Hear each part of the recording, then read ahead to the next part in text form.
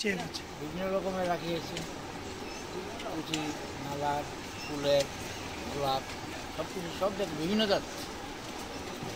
রাখির চাহিদা কি কিরকম আছে? মোটামুটি ভালোই, খারাপ না।